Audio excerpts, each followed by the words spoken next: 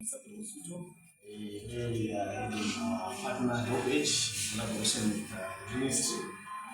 They're offering eye services whereby they're screening for eye conditions and also treating and prescribing spectacles like the ones I'm holding here.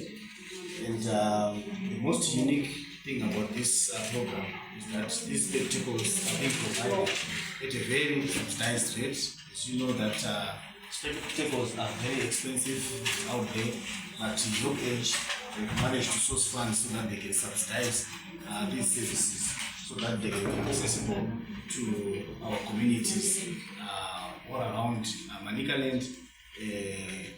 So they are here in Rusape. They've actually also visited some of our rural communities since Monday. They've actually managed to help a lot of people, and the communities have embraced this program, and they are actually happy for this support to continue. So as ministry, we want to thank them and encourage strengthening of this relationship with other partners.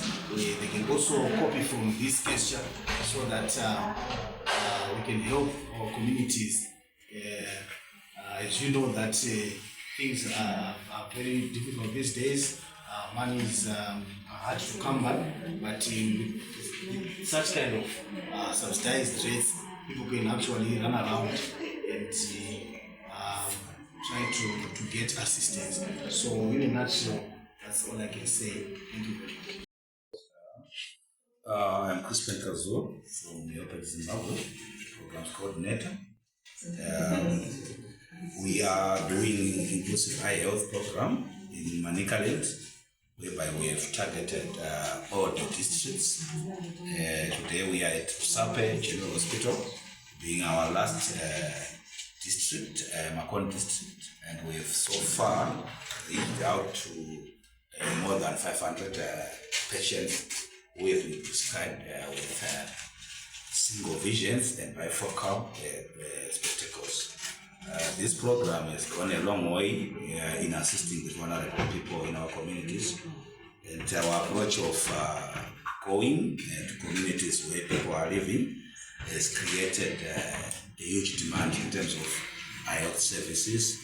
And the first cycle is ending in Makon district today, but we are continuing with the program whereby we are revisiting again the districts we have covered because of the